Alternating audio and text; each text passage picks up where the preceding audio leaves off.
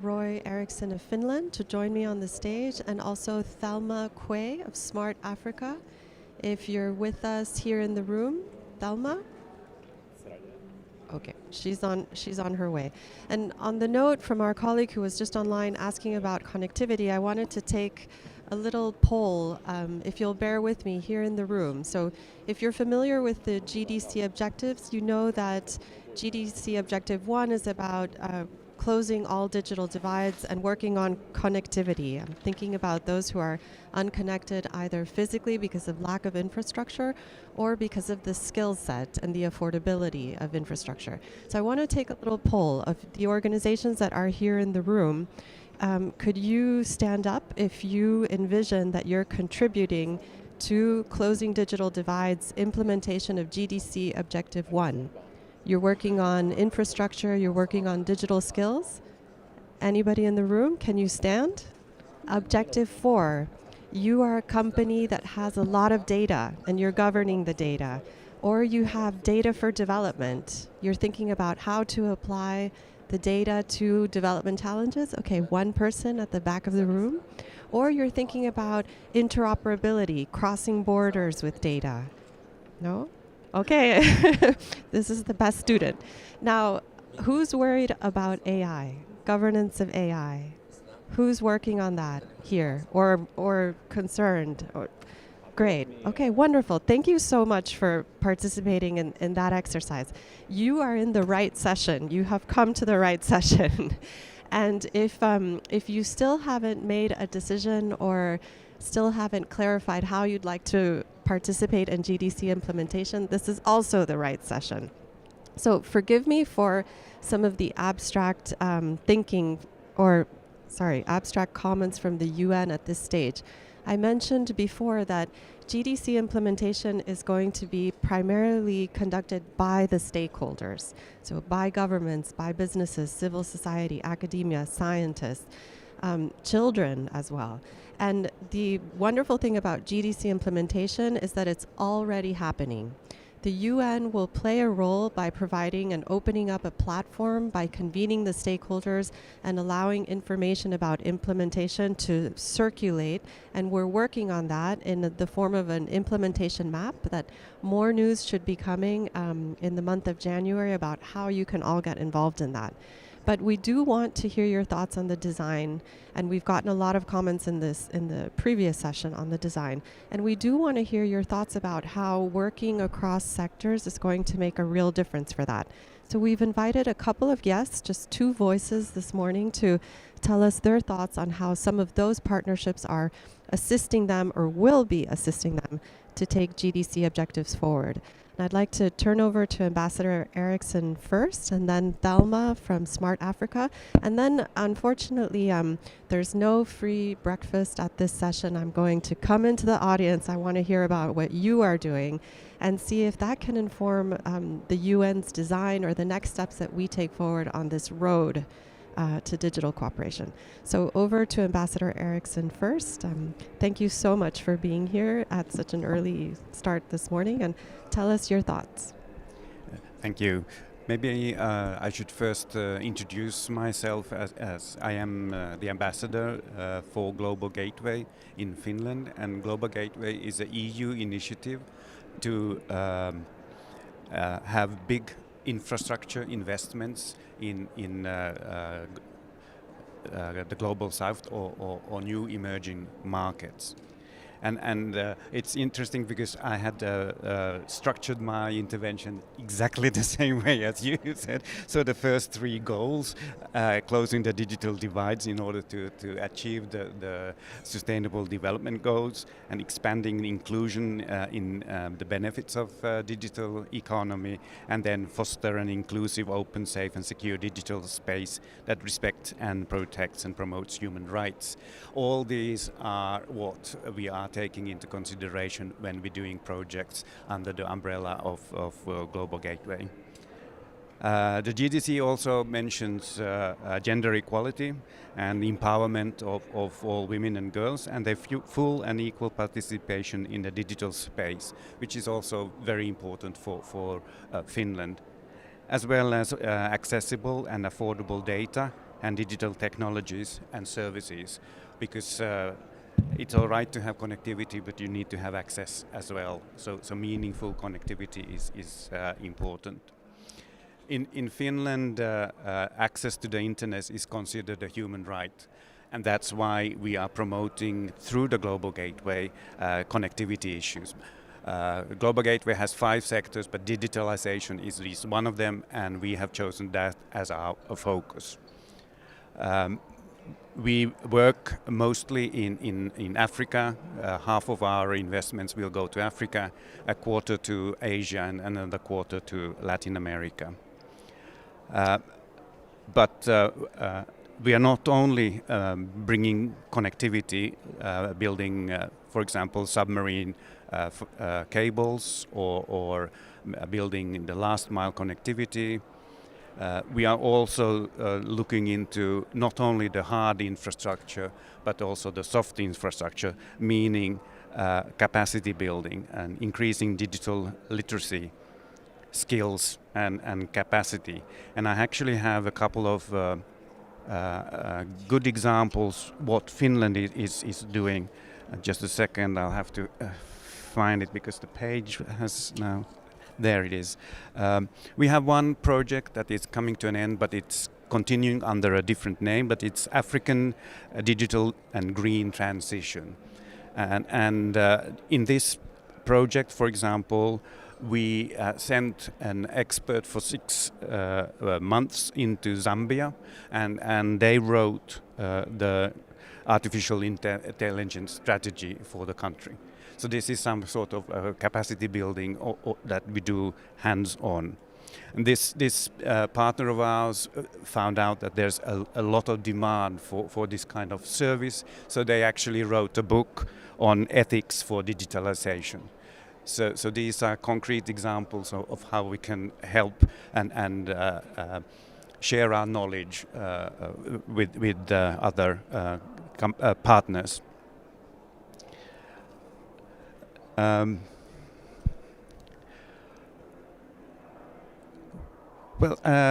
Maybe it's best to give the audience the possibility to ask clarifying questions, but we want to provide the whole package to our partners. So we build the connectivity and help with digitalization, but we also emphasize schooling, education, and skills, so that our partners have the whole package and they can manage what the challenges are with the digital economy.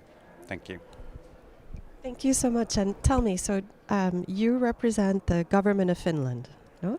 That's correct. And was it the government of Finland in the example that you gave that went to some African countries and found the partners there? Was it an expert from within the Ministry of Foreign Affairs that helped to write this book? Or how did this work get done? Because it sounds like you were working through partnerships. Yes. We actually outsourced this. We found somebody who would be able to send an expert of theirs, and we paid the costs for having that expert residing in Zambia and writing this strategy. So what I'm hearing in your story is that actually the organization where you worked act as a sort of broker of different actors who wanted to collaborate on the ground to bring ethical AI ideas to a certain African context and translate these into the local context. Yes, that's correct. My work is actually like a facilitator. I find out what kind of projects there are, and then reach out to companies and academia in Finland if they would be able or interested in participating in it, as well as trying to find financing for these projects, because financing seems to be the crucial point. There are lots of really good ideas, but finding financing for those, that is the crucial bit. Indeed. And just one more question, and then I'm going to go to the audience. Did it all work out well? Were there any challenges or bumps along this way? What did you learn from the experience that can help others who are in similar positions of trying to connect the actors in order to get things done? Well, this specific project that I mentioned, it's quite surprising that the challenges are the same. You're from north or south, east or west. It is the same challenges that you have to deal with. So there's a lot of benefits from having this kind of technological diplomacy, sharing your experience, and so that the wheel doesn't have to be invented everywhere from scratch. You can help and give some advice, and this is something that is important. And what another issue that has come up a lot is I participated in a big conference in Latin America, and there cybersecurity issues are the ones that need to be tackled, and there Europe can have a lot to offer because we might be a little bit more advanced, but we have the same challenges. So in order for having a secured digital space, it is good to share our experience and help others to raise the standards so that they can also fight against cybercrime. Thank you for those reflections. Let me check if I think my mic was cutting out. Is Thelma Quay with us from Smart Africa to give us a very different perspective on... Okay, let me go to the audience then. So some of you were standing just a moment ago. I think it's working on now. And describing or showing some initiative on the GDC objectives. Are there any of you here that are working via partnerships on some of these GDC objectives or WSIS objectives? In the back of the room? Could you introduce yourself and describe what the experience has been like so far? So hi everyone, my name is Kevin Hernandez. I'm from the Universal Postal Union, which is the UN organization that focuses on the postal sector, and we have a program called Connect.Post that aims to connect all the post offices in the world to the internet by 2030, and then transform them into one-stop shops where citizens can access e-government services, digital financial services, and also leverage them as like hubs for community networks. So we're trying to connect the unconnected through the postal infrastructure. So this implies forming partnerships across governments, international donors, private companies, and it's been quite interesting. We've had some projects off the ground in several countries already. We've partnered with UN organizations, with private companies, with governments, of course, and across different ministries of governments and different levels. So partnerships are key. There's no other way to do this without partnerships. Okay, you're not off the hook yet. So Sorry. whenever I hear a diplomat say it's interesting, that tells me that there's a lot more to dig into. So it's interesting to do these partnerships. On the one hand, you say it's critical. Tell us more about why it's critical, and then tell us what you've learned so far about how to make them work. Yeah. It's critical because it would not be able to function without it. So we have usually we're working through the designated postal operator in each country, but they need to be given the authority to deliver other types of services for this to be able to work, and they need to be able to be given the legal authority to operate a community network for this to work. So you need to facilitate a lot of discussions, and also you need to introduce them to a lot of people, and you need to also help them frame the way that they want to go about enabling change in a way that they're not used to doing so. So there's a lot of challenges. But anyway, we will have a session later today. So if anyone is interested in what I'm saying, I think we're in workshop room 10 at 3:45. And the name of the session is Connect.Post, connecting communities through the postal network. Thank you so much for that example and No for problem. being the first. Is there anyone else who has an example? Let me start at the back of the room and work my way forward. If you could introduce yourself, thank you. Thank you. My name is Wouter Natus. I spoke in the previous session on the Dynamic Coalition on the Internet Standards, Security and Safety. I think what is very important, what you've been saying and what Ambassador Eriksson was saying, is that this is about finding the right cooperation and finding the right people to work with. I'll give two examples of the work that we've been doing in the past 2 years and the reports that we produced. The first is that we looked at, do governments procure their ICTs secure by design? And we found that the answer is almost zero. So if industry doesn't get the incentive to buy, produce secure ICTs, then we will always remain insecure. And we've come up with ideas how to build up capacity in that topic, to come up with procurement rules. But somebody has to start listening to what we have done, and that's a major challenge already. The second is on education and skills. And what we found on both topics, like Ambassador Eriksson was saying, there is not that big a difference between the whole world. No one is procuring secure by design. Almost no one is procuring secure by design. In education and skills, there is, whether you live in Papua New Guinea or in the Netherlands where I live, there's about a 20-year gap difference in what the industry demands from their education, tertiary cybersecurity education, and what is on offer. And what are the best practices in the world? And that is something that we want to find out. We're going to present that at 12:30 at the Dynamic Coalition booth. We made a great video on that called the Cybersecurity Hub. That is something that we want to build and create the programs where exactly the Digital Compact will be about and the sort of input that we want to deliver there. But we need partners to do that, and that is where I'm advocating ourselves here also. But we're delivering, and that is what a dynamic coalition in the IGF is capable of. We can deliver on our promises. So that is something which I invite you to join, is3c.org, and that's where all the information is. Thank you for this opportunity, but also we're looking forward to work with you. Yes, thank you. And before you go, so we heard from our colleague from the Postal Union about the importance of discussions, so of bringing I think I can hear myself, yes. Of bringing the actors together and then discussing when there's new information or there needs to be new ways of working. And you're describing that you have the great ideas, the good content, and you need a catalyst or a boost for visibility. So to connect these great ideas with the procurers, and that's the partnership that you're looking for. Is that right? So the IGF is a place for visibility, I imagine, and you're looking for other areas or platforms where you could have more visibility on these ideas? Yes, and to be able to fund the people who actually do the work, because that is the other challenge, that we need to find funding for the experts to pay them, and we have the experts, I can tell you that also.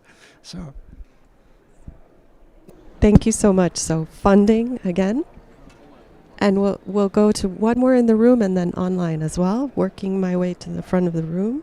We have funding, discussions, we need platforms for visibility. Tell us about your partnerships. Okay, so SYNC Digital Wellbeing Program based in the King Abdulaziz Centre for World Culture.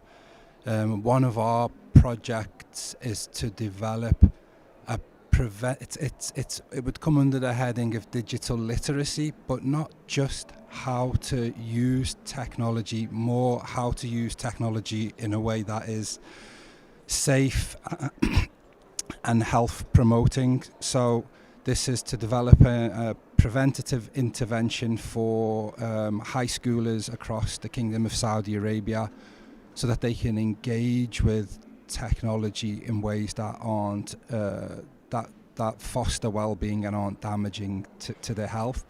And that's in partnership with Johns Hopkins Bloomberg School of Public Health to develop the content, pilot the intervention, and also to make sure that it's culturally resonant. I think that's another huge issue in terms of moving into other territories and skills transfer, that it is culturally attuned and not dissonant with local values, things like that. So that's been some of our experience with partnerships. That's a great example. And so you found a partner that's based in the US, and your organization is based here in Saudi, and your beneficiaries or stakeholders are Saudi youth. And so the translation from one culture to another has been part of the dynamic of your partnership. How have you made the most of the connection in the US, and then how have you landed it here in Saudi Arabia in a culturally relevant way? So I think there's many strands to ensuring it was culturally relevant. One of the partners at Hopkins is a Saudi national who grew up in KSA and has studied in the US. So he's one of the primary investigators, one of the project leads. But also we've done extensive stakeholder groups, stakeholder mapping with people in Saudi Arabia, teachers, parents, students. Thank you so much for that example. And if my mic comes back on, yes? This one will go online. Hello? Can you hear me? Okay. Yes. We'll take one more example online and then start wrapping up. If you could introduce yourself from online, hopefully we can hear you, and I'll ask the IT team to put you up on the screen.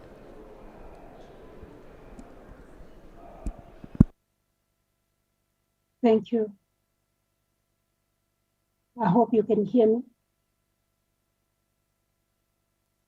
Can you hear me? We can hear you. Thank you. Thank you. Thank you. Probably I wouldn't want to go to an example, but I think I would like to engage with the beautiful presentation from Finland.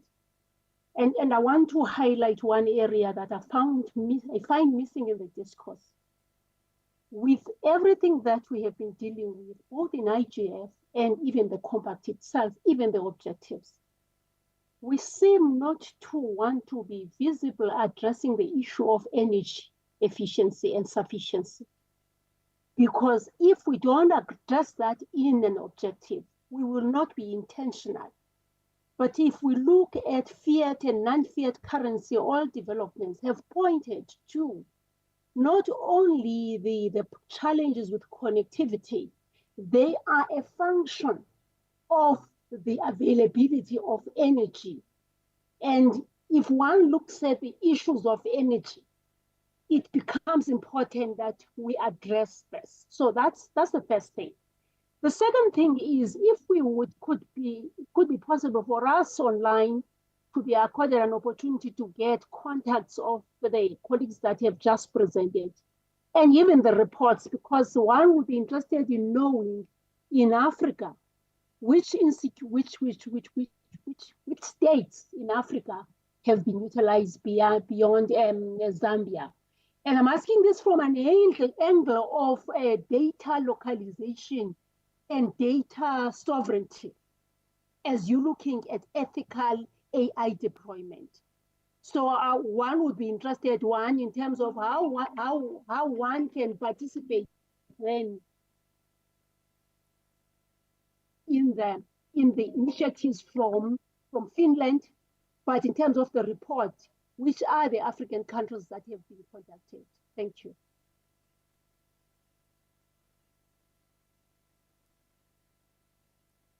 Okay, thank you. I would like to comment also on the secure by design on connectivity, because that is something that Finland especially has taken up in our discussions. For example, in Latin America, there is a digital alliance between European Union and Latin America and the Caribbean region. And the conference I was referencing to, we discussed the importance of having security by design, because the digital economy will be based on connections, and the connections need to be secure in order to increase public trust on digital services. but also for businesses, so that they know that their data is secure, that it doesn't leak anywhere.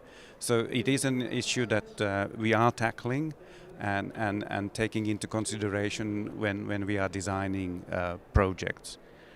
And it is true that energy and connectivity, they go hand in hand. In many places in Africa, for example, the communications towers are using energy provided by diesel generators. And of course, if we want to achieve our climate goals, we should try to find ways of using less and less fossil fuels. So one of our projects has been to provide solar panels to these communication towers so that they are independent and can provide sufficient energy so that the connectivity is actually better because it doesn't cut and so forth. So we are looking into that. That's why it's called the digital and green transformation, because we need to look at both climate issues and digital and connectivity issues. Data storage it's an excellent question. We have mentioned it in other conferences in Africa that we are building also data centers, and we want to provide, as I was referring to, the whole package, skills and the data. The hard infrastructure, but it's also a question of who is in control of the data. And in Africa, I see that there is so much really good talent. I would say that, for example, on the financial sectors, the applications that you have invented there far exceed applications we are using in Europe. So if you can have the ownership of the data in the data centers, that could help to provide new applications using the data that the governments are gathering there. And the best way of participating in this project is make an inquiry to the local EU delegation and say that you would be interested in Global Gateway projects, and especially if you are interested in digitalization, tell that. Or because we don't have embassies in all countries in Africa, you can also contact the Finnish embassy, because we are all part of the Team Europe, so we work together. Thank you. Thank you for those inputs. And I think there's one more person online that's raised their hand. Please introduce yourself, and the tech team will put your screen up so we can see you. Hello, everyone. My name is Shamshur Mubin Chaudhary, and I'm from Bangladesh. So I have a concern. May I start?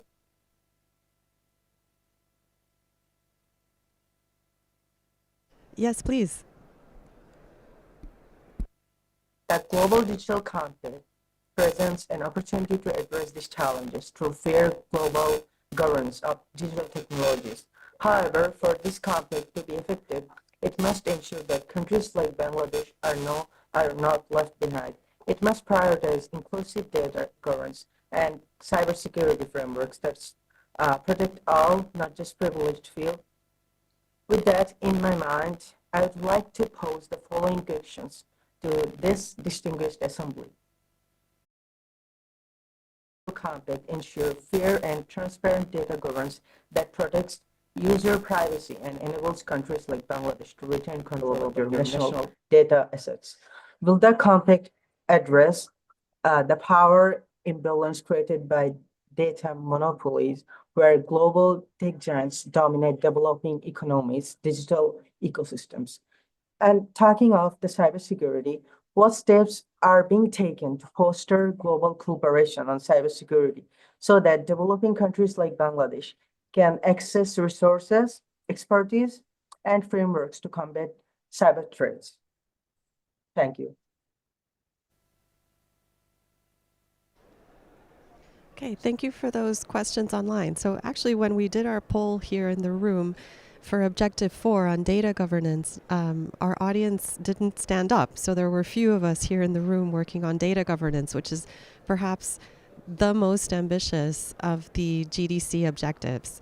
The GDC already has provisions on data governance. To the person who asked this important question, it has two strands. One is to look and enhance data for development, so the data that we can use to spur and catalyze progress on the SDGs. And a second strand is on interoperability and governance of data across borders. On that note, you'll be happy to hear that a working group on data governance, which is tasked to develop principles in the next 2 years for data governance, is already getting started. You can hear me? Sorry, looks like somebody can't hear me. It's already getting started, based out of the Commission on Science and Technology for Development in Geneva. I believe the working group will be composed and its members named in January or February of next year. And then they'll have a year and a half to work on principles. So that's good news of rapid GDC implementation.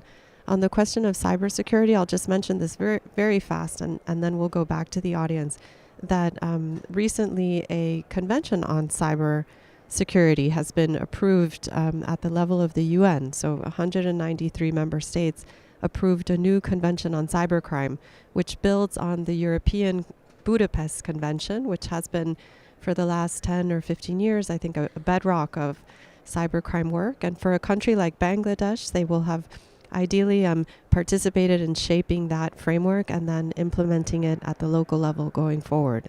So I just want to summarize where we are and then maybe go back to the audience for their comments. We've been talking about the road ahead and partnerships. And so a couple of things have popped up. One is the need for lots of discussion across partners to understand each other, the need for translation between different cultures, the difficulty of finding partners when one is based far away, or for example, participating online today. It's much more difficult to find what you need. The utility of platforms like the IGF for connecting the actors or for getting visibility. So the supply and demand of partnerships. I have great content, but where are the clients that will use my great content? Or the ever persistent question of financing for these initiatives. I wanted to throw out into the audience a question about incentives to partner. But I also see that there's a hand up, so let me hand you a microphone. There's 2 hands up to help us keep thinking about these ideas. And if you could introduce yourself. Thank you. Good morning. My name is Elisa Hever. I'm from the Ministry of Economic Affairs in the Netherlands. And I actually wanted to circle back to the question Henriette asked you or asked in the previous session. So I won't do it with a lot of introduction. But it was basically, so why doesn't the GDC link to the WSIS action lines but does link to the SDGs? Thanks.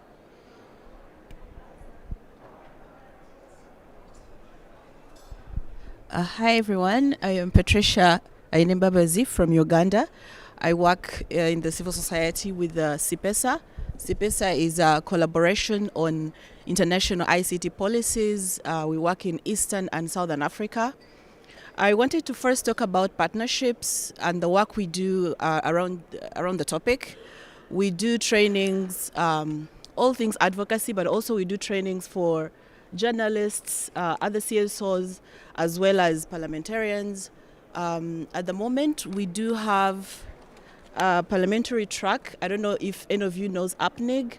This is the African Parliamentary Network for Internet Governance on the continent. So we work with these groups of people to front things around internet governance. You've talked about partnerships. We do have one with the EU. Someone from East Asia mentioned we also work with Smart Africa. I was waiting to see Thelma here. We've had trainings on data governance,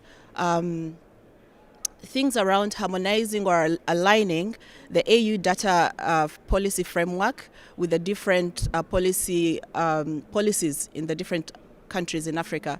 So we have, I would say, partnerships do work, and it's not about obviously the money helps, but also it's aligning the goals that the different countries or the different organizations want. And at CIPESA, we found that the issues that we talk about or we address in Eastern and Southern Africa, they are not only limited to these regions that we are in. They are across the sub-Saharan. They're actually even in Europe. But context matters, but the issues remain the same. So partnerships do work, and we welcome more organizations that would want to work with CIPESA and towards the goals that we all want. Thank you. Thank you for that. So just one comment on your intervention is you said that you found Wait. this hybrid, the hybrid setup, it takes some skills, training to do it correctly, the hybridness of our session. Just one point about your comments that struck me is you said, when we looked across countries and regions, we found that there's many similarities and some of the problems are the same, or the desire for partnerships are the same. So maybe if I can rephrase what you were saying is actually there were learning opportunities across the region. So looking out there and finding others in a similar objective or frame of mind was useful for your organization. Is that correct? Yes, we do have FIFA Africa, and this has nothing to do with soccer.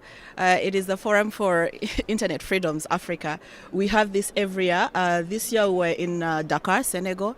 So we had almost 500 participants, and not only from Africa but also from abroad. And we always have like different streams and different topics and sessions, and in the end, when you're looking at the reports and the submissions from all the different groups, it's the same problems, and it's the same appetite towards open internet, access to like all the principles of the JDSA. Yeah, thank you. Thank you for that. And there was one last comment over here. 2 more comments. Okay, we could just pass the mic. And thank you for introducing yourself. Thank you so much. My name is Damilare Oyedele. I work with Library Aid Africa.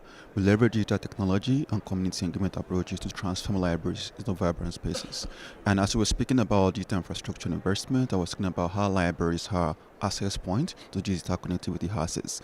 Over time as an organization, we've worked collaboratively with libraries across African countries in context of transforming these libraries into vibrant spaces. And more recently, working on what we called Library Tracker. We're tracking where libraries are across African countries to understand what are they doing in these libraries, the impact they're making, and more importantly, how many of these libraries are connected, right? I use this data to engage with policymakers and partners to understand areas of growth for libraries. And for the users of the platform, they're able to see where libraries are around them and assess what libraries stands to offer for them. So, and aside that also, we're working on what we call the libraries for digital features. This focuses solely on how we work with libraries to transform these libraries into digital tech hubs. Reason because the needs of our community is changing and evolving over time. That means that libraries' roles needs to change in that trajectory. Okay, and aside that also, we're also working on upskilling librarians in African countries.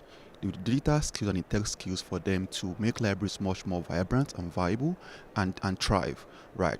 Over time, we've worked with library partners across currently non-African countries to implement our intervention, and we're ever looking at how can we tap into the ecosystem of digital economy and digital governance partners to see how we can cross-pollinate ideas and innovation, and not just that, bringing investment into the library ecosystem to make libraries connected, because if libraries are connected, the communities are also connected, and that transforms society where these libraries are located. Thank you so much.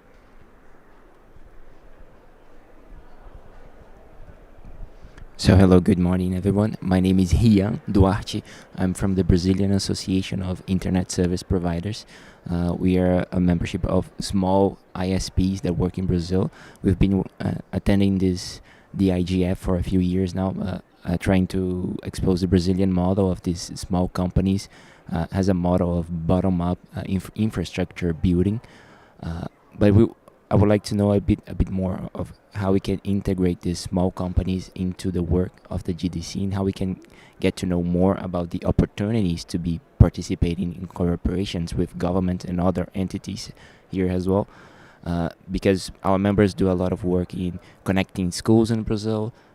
We have some good experiences in public-private partnerships for building infrastructure in the Amazon and other under-assisted areas in Brazil.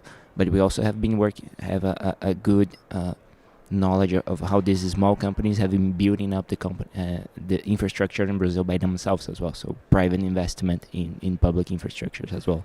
So I would like to more of a question of how we can be more of a part of the work that we are doing here. Thank you for those last comments. Nope, that's okay. Thank you for those last comments, and I'll go back to the start of our session to respond to the last question. So, how to get involved? The first one window, can you still hear me? To get involved would be the endorsement of GDC. And it's a window online that allows an organization to signal if they'd like to endorse the vision and the principles. That's one thing. But you also have a path where you don't endorse the vision and the principles, but you provide information on what your organization is doing and which of the 5 pillars of the GDC are of your greatest interest. And that's a way to get started. What's coming up in the next few months is an implementation map of the GDC that the UN agencies are currently designing in our role, which is to provide a platform and a space, in a sense, to convene all the actors and to make it easier for them to find each other. So the implementation map since September has been under design. And there should be more news about it in January, and a way for your organization or our friend from digital libraries or our child rights advocate and all the different actors, if they would like to voluntarily signal what they're up to in GDC implementation. The utility of the map is hopefully not only for the cartographers. A cartographer is a map designer. So the SG is the map designer, but it's not meant to help him. It's really meant to help the actors, so that you could come and say, okay, Liberia, Objective 3, open security online, and you could see the different actors there. So watch this space. Hopefully we will have more news soon. I wanted to make sure to address the question from Henriette. So I don't know why the GDC objectives weren't in the text mapped against WSIS action lines. However, that exercise has taken place already, and it's available online at ungis.org, UNGIS, UN Group on the Information Society.org, I think, has developed a map of where you can see how the GDC is connected to WSIS action lines. It's been difficult to describe in what ways the WSIS and the GDC work together. And part of the WSIS review the task is to describe how they are interactive. The way that our team thinks about it is that the WSIS was the starting point, and it's been the primary framework for digital cooperation over 20 years. And after 20 years, the GDC has provided, in a sense, a refresh or a little icing on the cake. So whereas the WSIS tackled the fundamental starting points of digital cooperation, so connectivity, access to information, connecting businesses to the internet. It talks as well about how ICTs could be used for sustainability.